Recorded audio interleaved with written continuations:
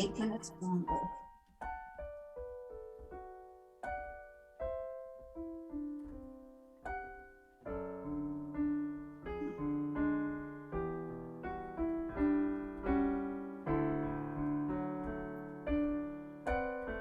Mine could only be 25.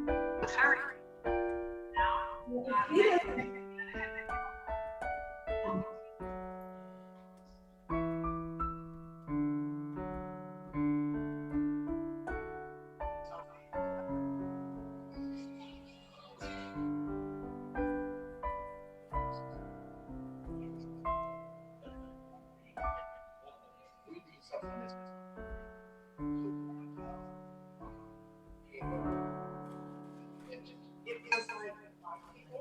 Okay.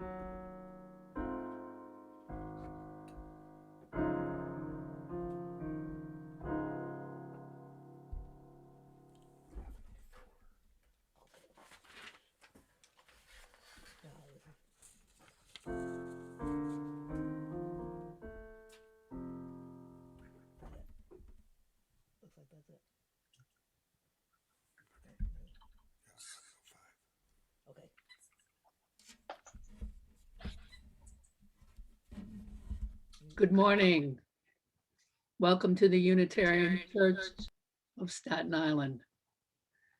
It's Sunday, February 28th, 2021. And the name of the service today is Enslavement, Resistance, and Religion on Staten Island. We'll have a guest speaker today, and his name is the Reverend Dr. George McClain. My opening words will be a poem by Audre Lorde. As you may know, Audre Lorde lived on Staten Island. She actually lived on my street for 10 years in the 70s and 80s, and she's a person of color, a poet, an activist, a professor, a writer, a lesbian, and her poem is one of the first that I've ever read that touches on the subject of intersectionality. So it's called Who Said It Was Simple? And it talks about Needix. In case you don't know, Needix was a fast food chain that went out of business in the 80s, but was very popular in the 60s. There are so many roots to the tree of anger that sometimes the branches shatter before they bear. Sitting in Needix, the women rally before they march, discussing the problematic girls they hire to make them free. An almost white counterman passes a waiting brother to serve them first. And the ladies neither notice nor reject the slighter pleasures of their slavery. But I, who am bound by my mirror, as well as my bed, see causes in color, as well as sex, and sit here wondering which me will survive all these liberations.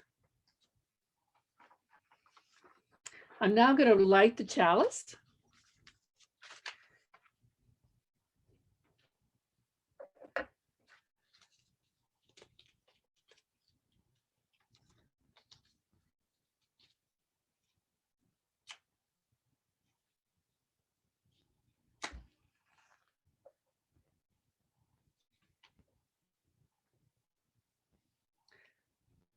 Hard to see.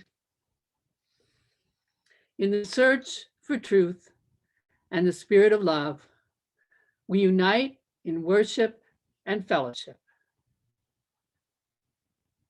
As an extension of lighting our chalice, I want to take a moment of silence to name some of the names of those affected by police brutality. We cannot cover all the names, but we'll take time to list 3.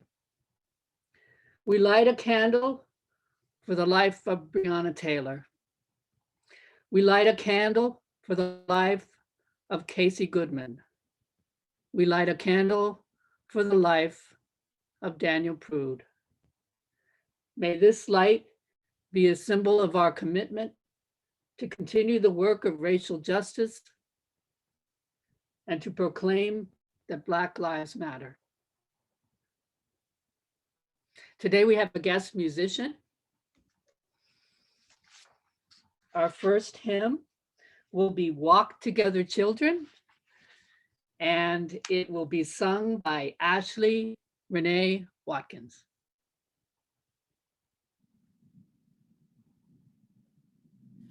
Oh, walk together, children, don't you get weary. Walk together, children, weary. Walk together, children, don't you get weary. There's a great camp meeting in the promised land. Oh, walk together, children, don't you get weary. Walk together, children, don't you get weary. Walk together, children, don't you get weary. There's a great camp meeting in the promised land. Gonna walk and never tire. Oh, walk and never tire. Walk and never tire.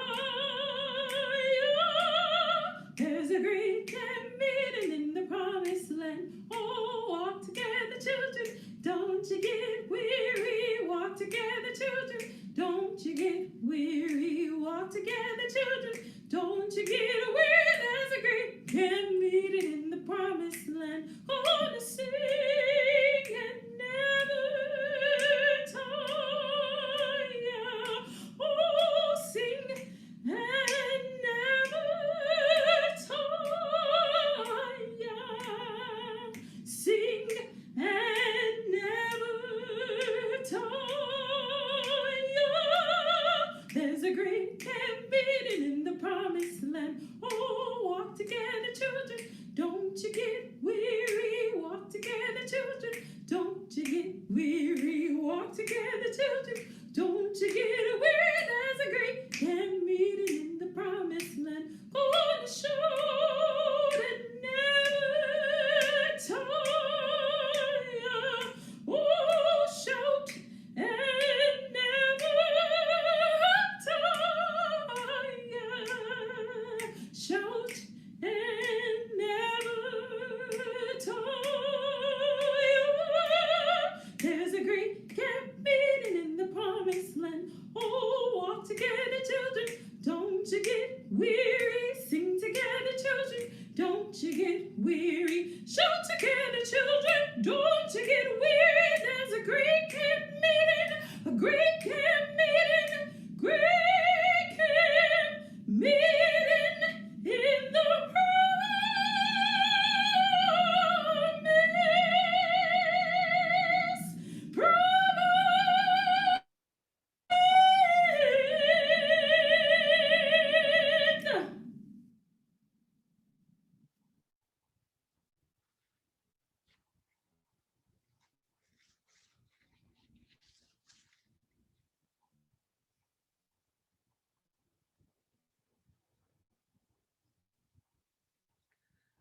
So this is the time in our service when we invite you to speak aloud your joys and sorrows. If you're visiting with us, this is the time to introduce yourself. You can share in two ways. You can write your joys and concerns in the chat, or you can feel free to unmute yourself and share as you are willing. I'm going to go to gallery view so I can call on you. If you want to share, please unmute yourself and raise your hand. That none of us are immune from polarization and anger and frustration.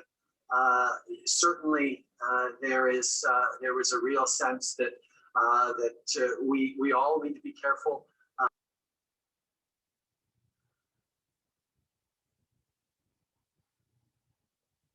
So I'm not sure who was speaking or why they were cut off. Is there anybody else who would like to share? That was Diane, but I don't know if it was her or her radio. Okay. Well, in any case, if that was a person, they should start over. Otherwise, please raise your hand and unmute yourself so that everybody knows who's going next. Anybody else like to speak? Gary has his hand up. Okay, I can't see Gary, but Gary, go ahead. Gary, you're unmuted. Can you speak? Maybe we just can't hear you. Okay. Oh, okay. Sorry, Gary. Ciao. Try again. Your audio's just not working.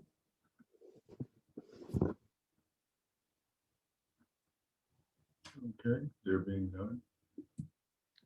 Faintly.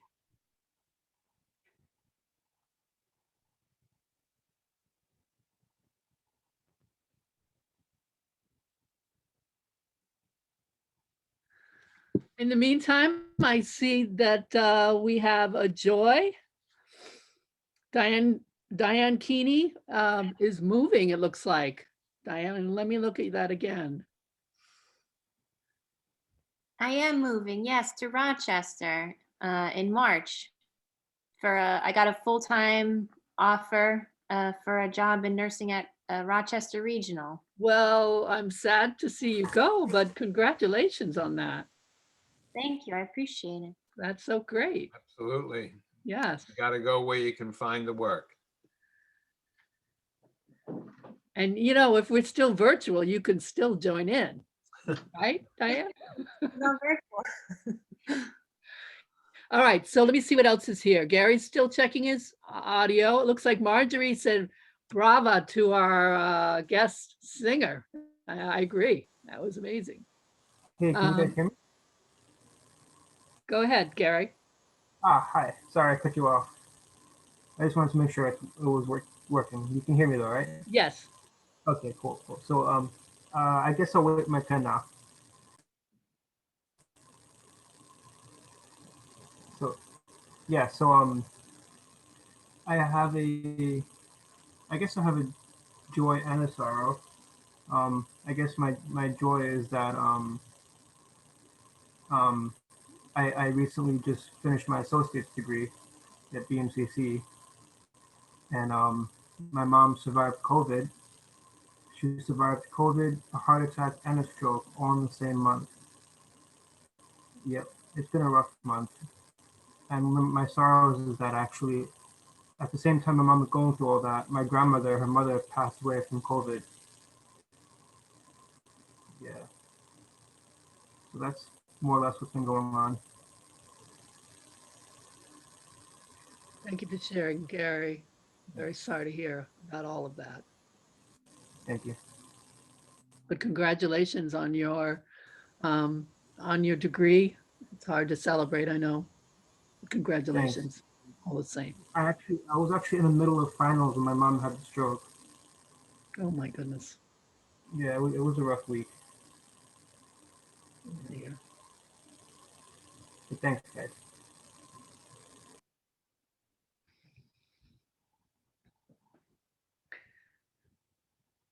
We have a comment from Ellen saying, feel good about spring coming and getting the first shot of the vaccine. Congratulations. Carolyn is saying, I will keep them in my thoughts. Are you referring to Gary, Carolyn?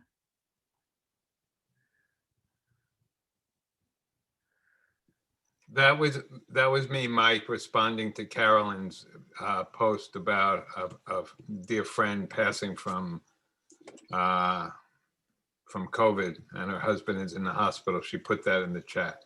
Oh, okay. I'm sorry. I haven't gone down far enough, unfortunately. That's okay. A lot of chats.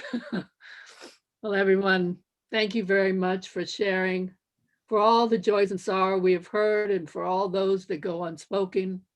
We are grateful for sharing them in community. Let us enter into a moment of silence and reflect on the joys and sorrows we have spoken, and on the ones left unspoken, but carried in our hearts this morning.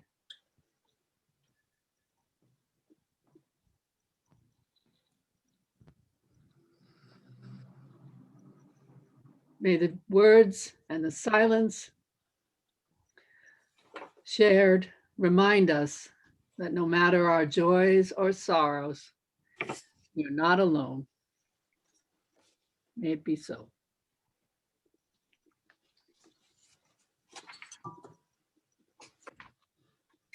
I'm going to turn to the reading now. This is from Black historian Vincent Harding. There is a river, the Black struggle for freedom in America. In the early days of slavery in America, as in all other times, most participants in the movement toward freedom were really not organized. Rather, the mainstream of the river toward freedom was filled with innumerable individual acts of protest and rebellion. Today, there is a tendency to place such individual action outside the compass of Black struggle, but that is wrong. From the earliest times in America, the quest for a new and self-determining life has been measured not only by the organization of Black hope and Black rage, but also by individual private lives whose number was legion and whose only link was the river of struggle itself. I'm going to introduce our speaker now. The Reverend Dr. George D. McClain. In his 57 years of active ministry, Reverend McClain has served as pastor, spiritual guide, social action executive, scholar, and seminary professor. Quite recently, he served as interim pastorate, working to bring healing to a deeply divided, traumatized congregation. He currently teaches in the candidacy program of the United Methodist Deaconess and Home Missioner Program. He is the author of Claiming All Things for God, Prayer, Discernment, and Ritual for Social Change, and with Rada Halterman, of Creating a Scene in Corinth, a simulation. Dr. McClain just finished a 2-year appointment at the College of Staten Island, researching the overlooked history of slavery in Staten Island. His latest challenge is teaching high school American history to his granddaughter and a friend who are being homeschooled during the pandemic. A native of Indiana, he lives with his wife, Reverend Tilda Norberg, in Staten Island, New York. Welcome, George. Thank you. Can you hear me? Absolutely. Okay. Dear friends, it's great to be with you this morning. Over the years, my wife and I have treasured being your congregation's neighbors, just 3 doors north of the church on Clinton Avenue. And I celebrate the friendship and collegiality that we've experienced with you over the years, with you and your ministers for 50 years now, dating back to the time of Reverend Horace Colpitts. And it's great to be with you during this last day of Black History Month.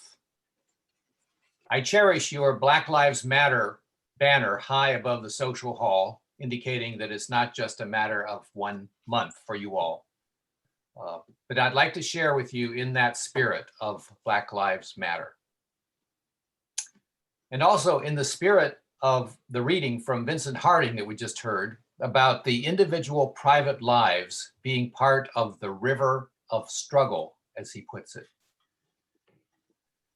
I'd like you to meet some acquaintances I've made recently. These are residents of Staten Island from the 17th and 18th centuries, before your congregation was born and came to include nationally known abolitionists. Of the first acquaintance, we don't know his name, but he's the first known African-American on Staten Island.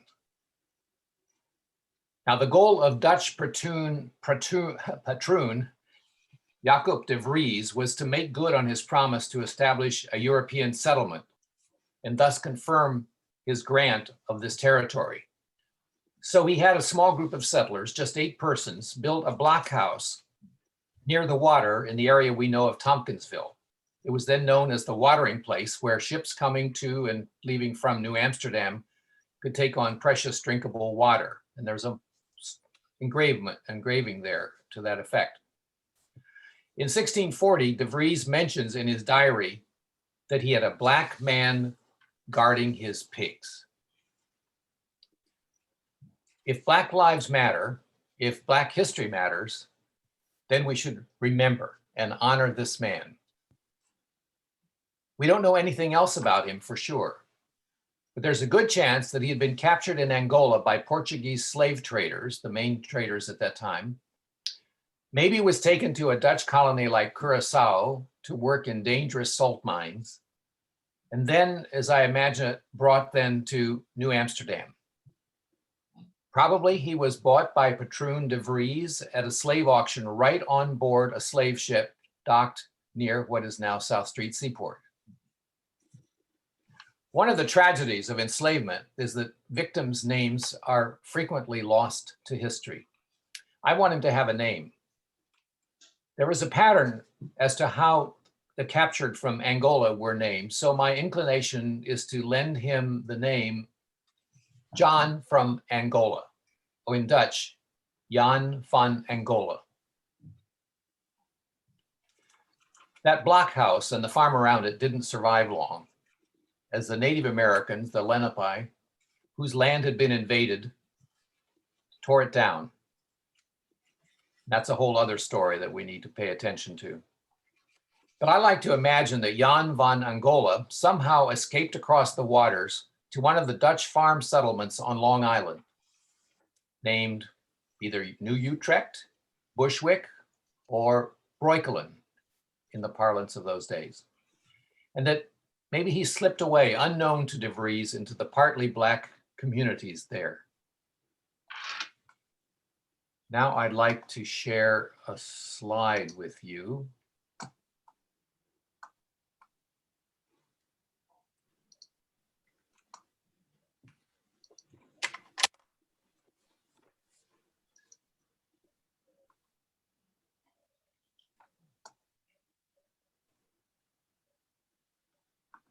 Well,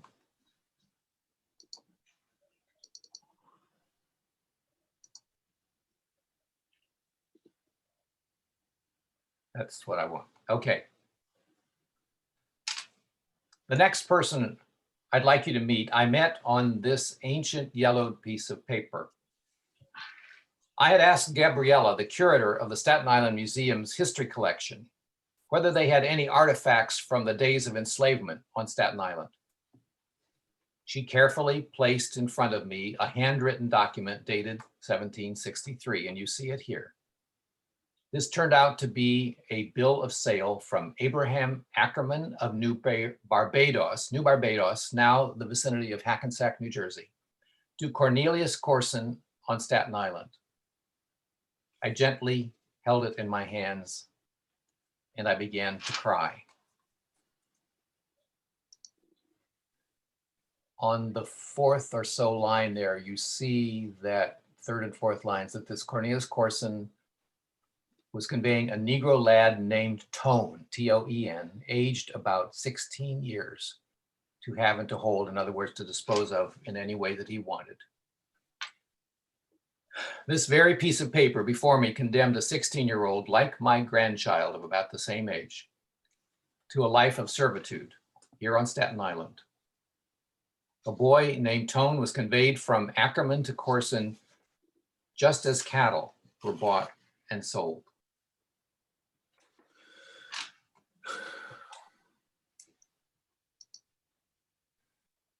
I imagine Tone looking something like this. This is an image from the Harriet Tubman Historical Park in Maryland. We don't know anything else for sure about Tone. The Corson farm was in the vicinity of Clove Road, where the old stables were, across from Clove Lakes Park, and that's likely where he toiled and yearned to be free. When the American Revolution broke out, he would have been 29. In the chaos of war, who knows what happened to him? Those were turbulent times. Staten Island was a British stronghold throughout the war, with as many as 32,000 British, Hessian, and Loyalist troops. When the British offered freedom to any enslaved person belonging to the Patriots, hundreds of slaves flocked to Staten Island. In all of this tumult and confusion, might he have found a way to sneak off? We don't know. But let us never forget that there were hundreds like Tone on Staten Island. In 1750, 23%, almost a quarter of the Staten Island population were enslaved Blacks. And it was to them that it fell the most laborious tasks in the very spaces that we occupy today: clearing the land, tilling the soil, building the roads, constructing the docks.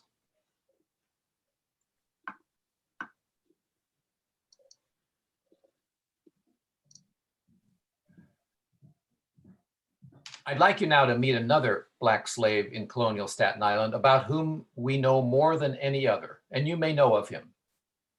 But first, a word about the role of the churches back in those days. There were two well-established churches in the 17th century, one, and also 18th, one Dutch and one English.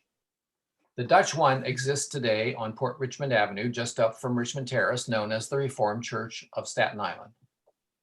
The other, established once New Amsterdam became New York, was an Anglican congregation, now St. Andrew's Episcopal Church in Richmond Town.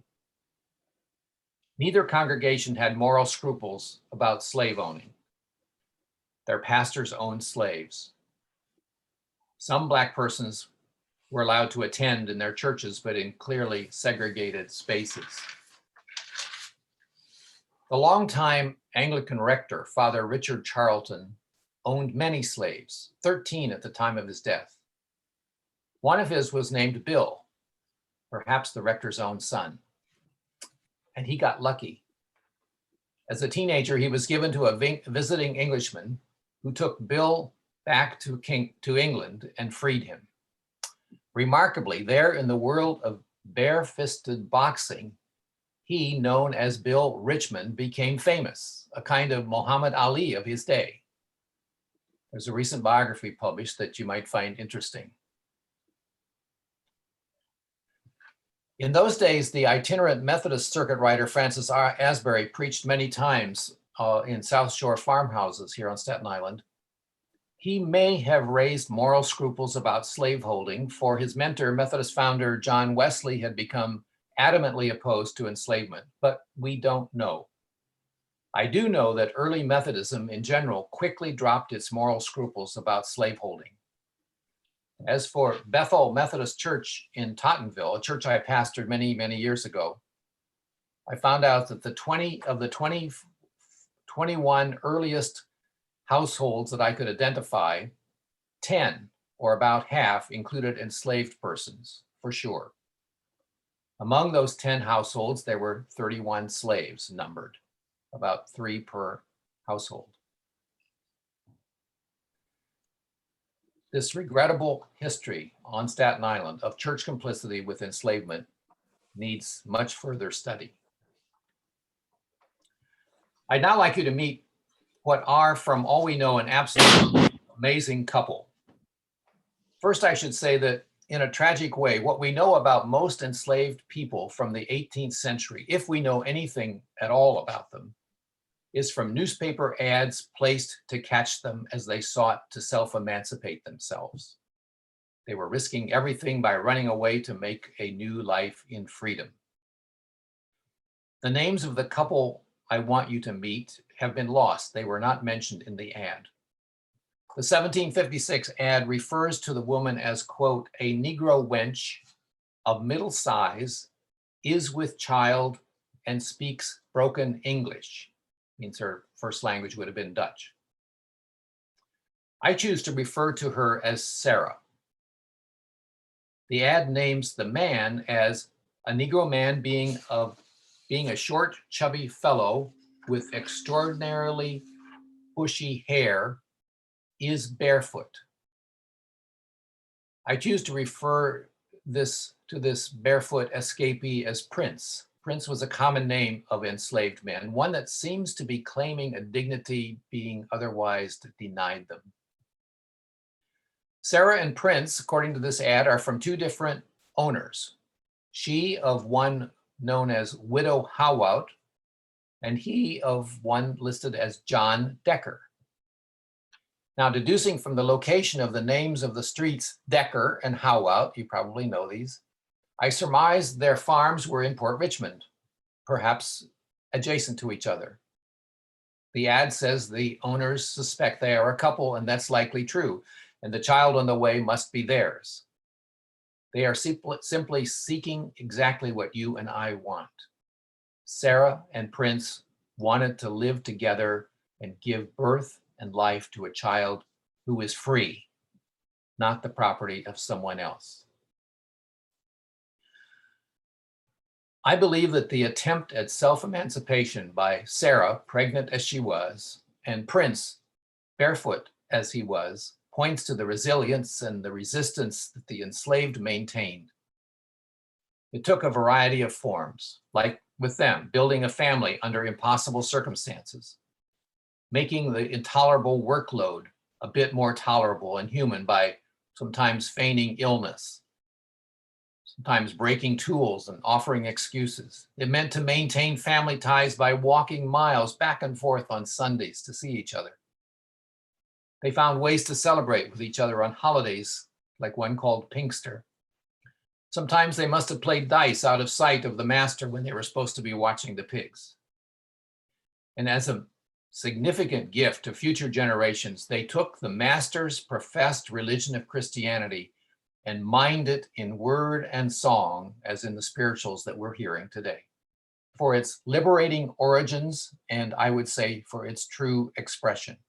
Central to their faith were the story of the Israelites' liberation from slavery in Egypt, teachings such as all nations are made of one flesh, and stories about a Jesus in whose compassion and innocent suffering they could identify.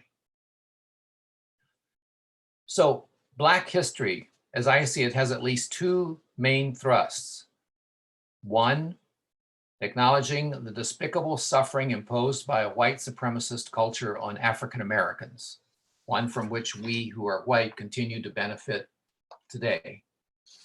And secondly, the remarkable achievements of Black people, the amazing in spite of accomplishments, which can be an inspiration to all peoples and to us today. In this spirit, I'm going to, in a moment, after some music, invite us to both deep lament and profound thanksgiving for these enslaved persons on Staten Island. But first we have some music. Thank you.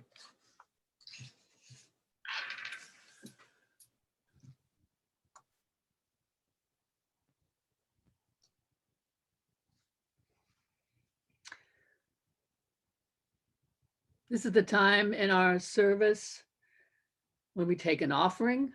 We know it is the gifts of all of us that help support our ability to thrive and gather online. You can mail us a check or donate through PayPal. Please give generously as you can. Our offering will be greatly received, and we will now have the offertory music, which again is Ashley Renee Watkins singing "I've Been Buked."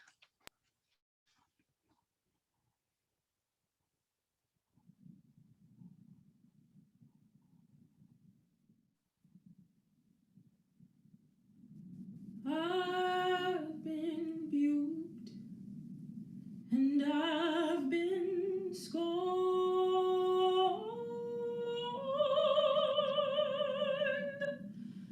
I've been buked and I've been scorned. Children, I've been buked and I've been scorned.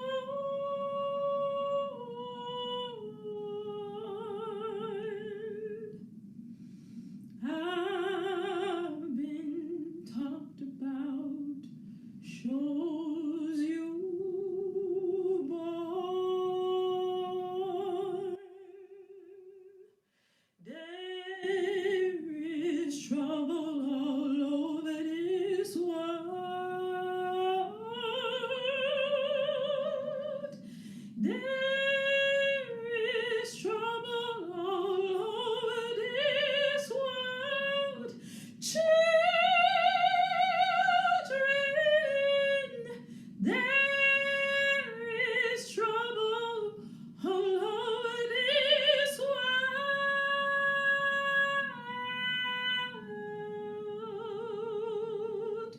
There is trouble all over this world. So I ain't gonna lay my religion down. I ain't gonna lay my religion down.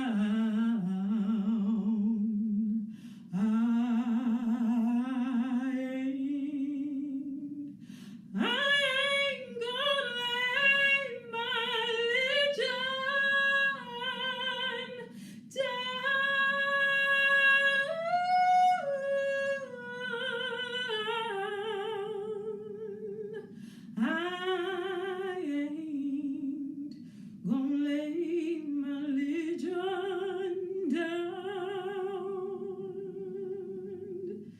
'cause I've been buked and I've been scorned. We've been buked and we've been scorned.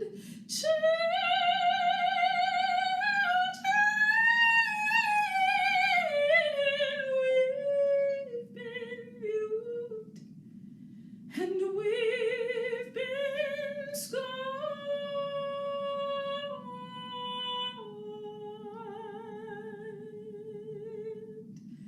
We've been talked about, shows you born.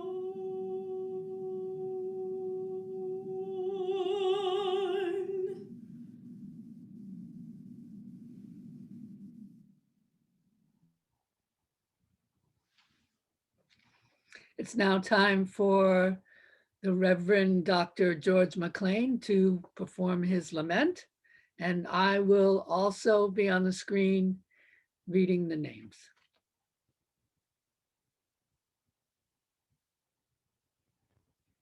Unmute yourself.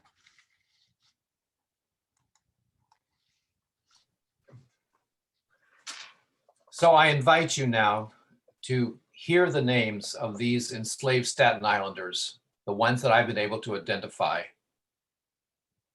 Let these several dozen names stand in for the thousands of Staten Islanders who walked and worked and worshiped and lamented and persevered right where we dwell, buked and scorned as they were. And let us raise before all that is holy our lament for their weary years and their silent tears. And also our humble praise for all they were able to accomplish in spite of everything, and all that they have bequeathed to us. Listen now as their names are reverently read. Jan van Angola. Prince. Sarah. Cyrus. Caesar. Tone. Charles. Caesar. Frank. Prime. Mingo. George. Dublin. Cyrus. Hank. Tom. Hector. Bill Richmond. Jane. Eve. Sarah. June. Bet. Maria. Hannah. Hester. Nancy. Fine. Bet. Tone. Elizabeth Ward. Fortune Perrine. Francis Henry. John Jackson, Joseph Ryers, Harry Ryers, James Fair, Nicholas DeHart, Peggy DeHart, Benjamin Perrine, and Boston King.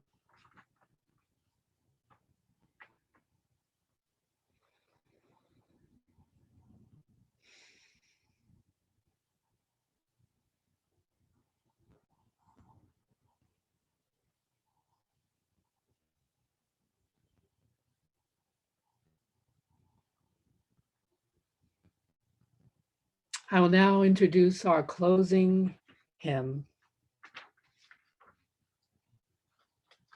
also sung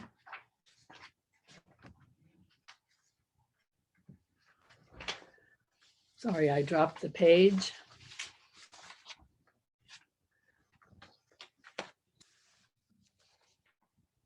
So I don't remember the name of our closing hymn, but it is by our guest speaker.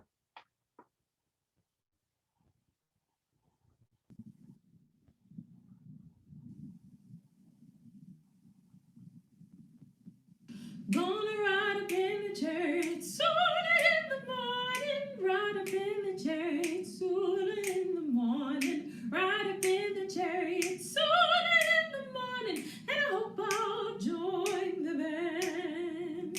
Oh Lord, have mercy on me. Oh Lord, have mercy on me. Oh Lord, have mercy on me, and I hope I'll join the band. Gonna walk and talk with Jesus sooner in the morning. Walk and talk with Jesus sooner in the morning. Walk and talk with Jesus sooner in the morning, and I hope I'll join the band. Oh Lord, have mercy on me. Oh Lord, have mercy on me. Oh Lord, have mercy on me, and I hope I'll join the band.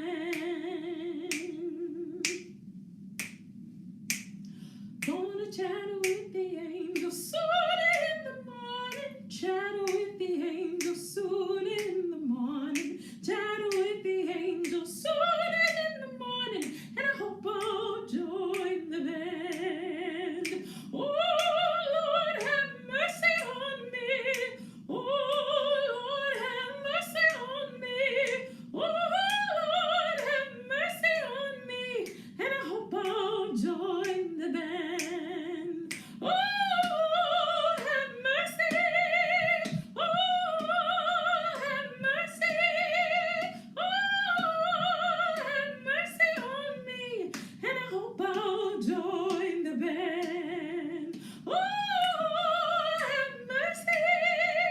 Oh, have mercy. Oh, have mercy on me, and I hope I'll join the band. Good ride in the chariot. Oh, my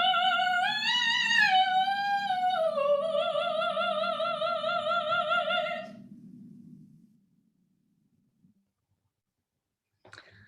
So obviously that was Ride Up in the Chariot, sung by Ashley Renee Watkins.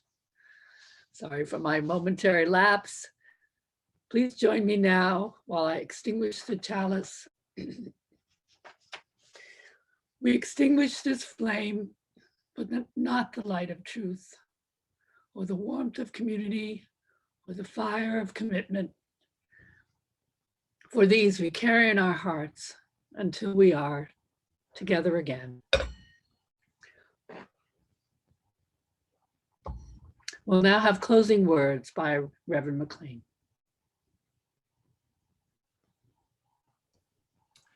I invite you now to go into this new week and tomorrow into this new month, taking as your walking companions those who have endured enslavement here in our island home. Let us so live and act that their lives and their sufferings and their accomplishments may not be in vain. Amen. Thank you, George. So everyone, go to, I guess, gallery view and unmute yourself.